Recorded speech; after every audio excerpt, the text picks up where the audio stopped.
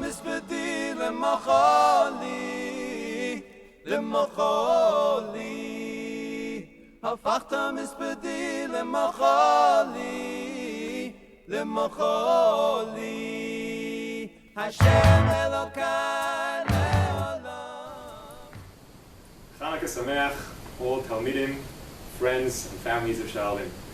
This combination between the second night and Chanukah brings to mind the idea of Machlokes. The Maharal comments that the second night of Bria, the second day of Bria, represents and is a symbol of the concept of Machlokes. It's the first time in history where Hashem doesn't exist alone. He's accompanied by Malachim, Naaseh, he consults other people. The number two itself represents the idea of splitting the divine unity into two. Maharal continues and explains that the idea of bracha, which is expanding on something and creating more of it, is made up from the letters Bet, Resh, and Kaf, which have the numeric value of 220 and 200. Similarly, a Bechor, who gets Pishnaim, representing the bracha, the hemshech, the prosperity, is made up from those same letters.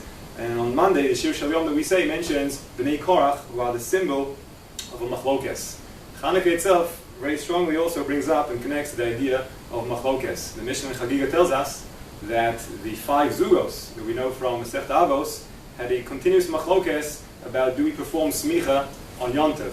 And the Mishnah concludes by saying that this was the first Machlokes in Am Yisrael. Although we have references elsewhere in Shas to other Machlokes, earlier ones, this is the first unresolved Machlokes in Am Yisrael. Rav Hutner Pachad Yitzchak tells us that the time, location, historically, of this Machlokes was during Chanukah and was a direct result of the Gezerus of the Ivanim against Talmud Torah. This was the first time in the history of Am Yisrael where there was an official Gezerah against learning Torah. A Gezerah against learning Torah leads naturally to Shichachas HaTorah, which in turn leads to Machlokes in Am Yisrael. Seemingly, on face value, superficially, Machlokes is a negative thing.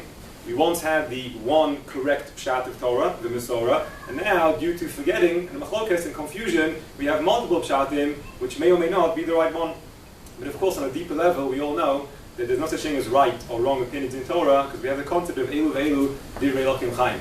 And when we argue and develop new ideas, we're not creating new and possibly false ideas, rather revealing old and pre-existing multiple aspects of Hashem's marvelous Torah. Very much like an iceberg, while a ship is sailing on the calm waters of the sea, one can only see the tip of the iceberg and may not even be aware of the enormous iceberg under the water. Only when it's a bit stormy, maybe even a ship capsizes and goes under, then one can see and appreciate the vastness and enormity of the iceberg beneath. Similarly with Torah, as long as we have the ongoing Mesorah, we have the one aspect of Halacha L'Maaseh, but we are missing, we are unaware of the other multiple and numerous aspects of Torah that can only be revealed through this process of forgetfulness and argument and recreating and rediscovery of all the different shittos. One can even claim that this is another possible insight into Nes Pach Hashem in itself. Something that seems small, insignificant, and powerless is revealed to have the tremendous potential energy to do much more than what it appeared. And the Maccabim themselves also seem to be small in number, small in power, but when pressed, they seem to discover the tremendous locked potential energy.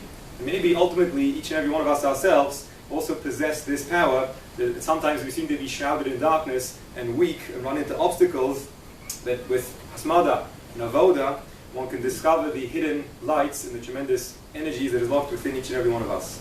So, keep on learning, keep on arguing, and have a happy second day of Chanukah.